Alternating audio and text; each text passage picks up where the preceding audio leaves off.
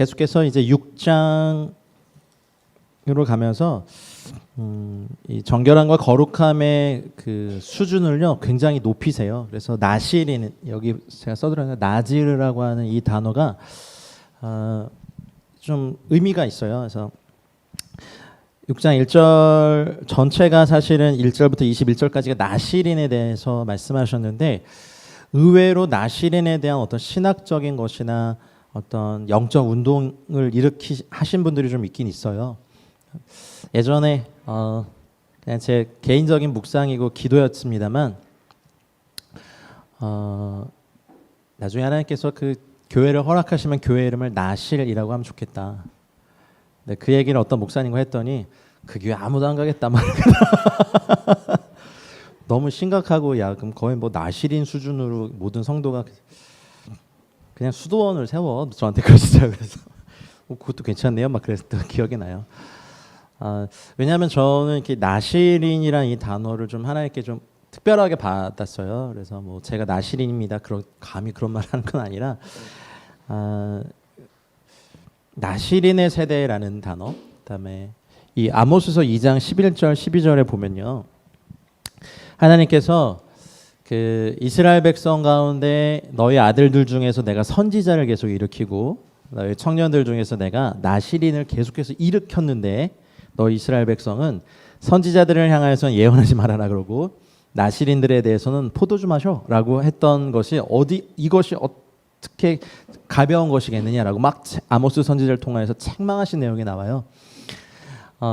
아까도 말씀드렸듯이 그 레위인이나 제사장 가문은 하나님이 택하셔서 강제로 묶어놓은 사람들이지만, 나질은, 이 나실인들은 지금도 이 뜻 자체가 자기 스스로 구별하여 하나님께 드린 어떤 일종의 서원의 시간을 얘기해요.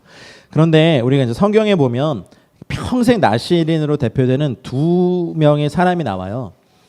누구냐면 사무엘 선지자, 기억하십니까? 사무엘 선지자는요 민족을 깨우는 강력한 선지자였어요. 그 어머니 한나의 기도가 있었고, 아예 어렸을 때부터 성전에 이 아이를 바치면서 사무엘은 그곳에서 굉장한 영적인 강력한 훈련을 받고 또 기름 부음 받으면서 선지자로 섰죠. 다윗 이전에 유일하게 삼중직 모두를 받은 자가 사무엘이었어요.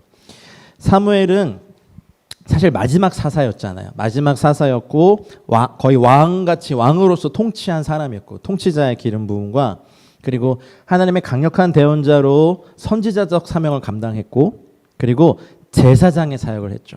그래서 다윗 이전에 그러니까 평생 나실인으로 살았던 그 대표되는 그 인물이 우리 사무엘입니다.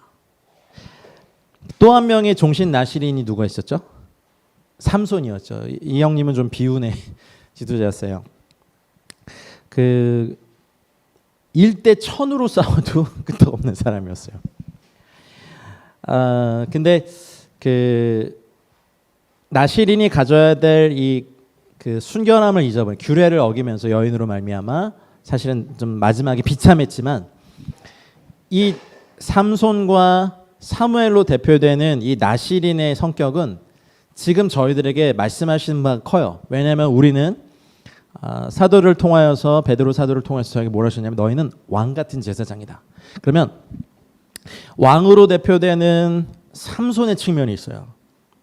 세상에 대하여서 일대 천으로 싸워도, 우리 막 다음 세대 캠프에 흔히 선포하는 것처럼 세상과 맞짱 떠도 이기는 세대 뭐 이런 거 막 하거든요. 근데 세상에는 엄청난 유혹과 이런 넘어지게 하는 것들이 많은 걸 보여준 거야. 삼손은 일대 천으로 싸워서 막 이길 수도 있고 힘도 굉장히 강하고 막 그 자체가 두려움이었는데, 이 모습과 사무엘로 대표되는 이 영적인 제사장, 왕 같은 제사장, 왕이자 제사장인 두 가지 측면을 말씀하시면서, 왜 제가 나실인이라는 이 단어가 제 평생의 사명 중에 하나로 왔냐면, 왕이요 제사장, 왕 같은 제사장을 세우고 이들을 이퀴핑 시킨 게 제 평생의 부르심이기 때문에 그래요. 그래서 저는 여러분들이 정말 여러분의 영역에서 왕으로, 하나님과의 관계에서는 제사장으로. 그래서 이 나실인은요 이렇게 막 레위인으로 고핫, 무라리, 게르손, 그 사람들은 다른 거 하고 싶어도 이거 해야 돼. 근데 나지르는요, 물론 이제 평생을 서원한 이 두 사람이 있지만 최소 한 달에서 평생이 이 기한이 정해져 있는 서원이에요. 서원 기간. 그래서 저는 이 마지막 때를 살 때 여러분들이 나시린의 정체성을 가지고 스스로 자신을 구별하여 사는 그 정체성이 있으시기를 정말 간절히 기도하면서 이 메시지를 준비했습니다. 제가 왜 이 두 가지 말씀을 썼냐면 나지르의 용도가 창세기 49장 26절에 보면 야곱이 죽기 전에 아들들을 불러놓고 한 사람씩 축복해 주는 상황에서 요셉을 축복할 때 이 단어가 나와요. 나지르. 형제들 중에서 뛰어난 자, 왕자, 나지르 이 단어가 요셉을 축복할 때 한번 쓰여요. 그리고 레위기 25장 5절 11절에는 성경이 안식년을 맞이해서 아무도 다스리지 않고 돌보지 않는다라고 할 때에 한번 이 나지르가 또 한 번 쓰여요. 그래서 나시린이 서원을 하면 그 기간이 끝날 때까지 하나님의 돌보심, 하나님의 보호하심 외에는 누구의 다스림도 받지 않는 의미예요.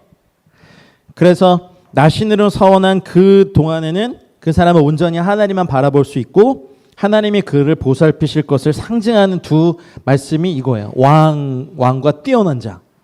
사무엘과 삼손처럼 왕 같은 제사장. 근데 우리에게 삼손의 모습을 보여준 것은 우리가 세상에서 여러분의 비즈니스 영역에서 또 뭐 승승장구하시고 형통하시더라도 넘어짐이 있을 수 있다 없다? 있다. 그래서 순결함을 잃지 말아야 된다는 것을 말씀하신 예표예요. 그래서 다 끊고 제사장의 영역으로 와서 그냥 어쩌면 교회 일 또 사역만 하시는 분들도 넘어짐이 있을 수 있어요. 종교 권력도 굉장한 권력이에요. 그러니 이 두 단어 나지르라고 하는 이 나시린은요.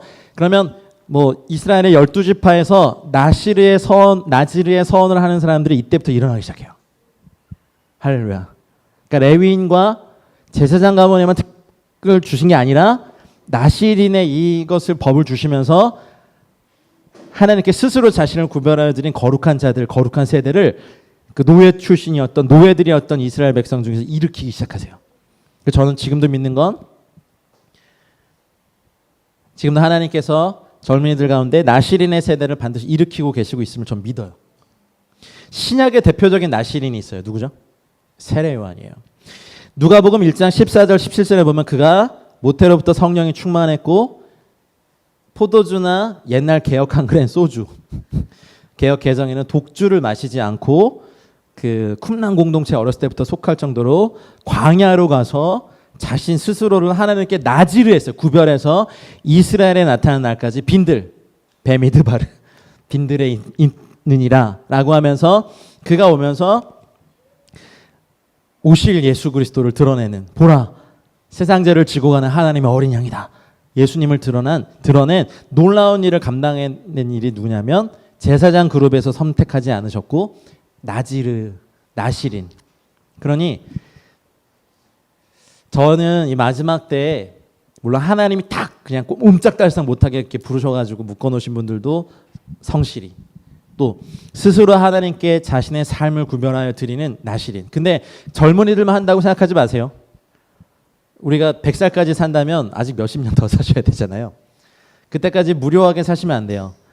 최소 한 달, 길게는 평생 나시린의 서원을 하시길 바라요. 진짜 아멘.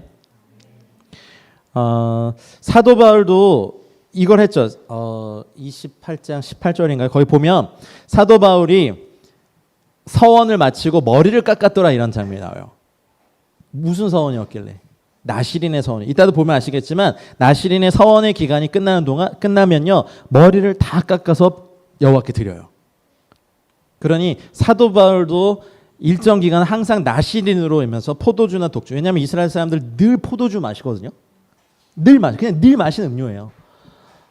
즐거울 때, 잔치할 때, 기쁠 때 마시는 거잖아요. 그러면 포도주를 마시지 않는다는 의미는 뭐 여러 가지 영적 의미가 있겠죠. 내가 주님 외에 다른 즐거움을 취하지 않겠습니다라는 의미이고, 그러면 포도주뿐만 아니라 내가 즐겁게 우리 같은 경우 미디어, K-팝 드라마, 뭐 영화 뭐든지 간에 운동이든 그것이 주님보다 더 저에게 즐거움을 주는 것을 스스로 끊는. 독주는 스스로 이렇게 정신을 잃게 하는 거니까.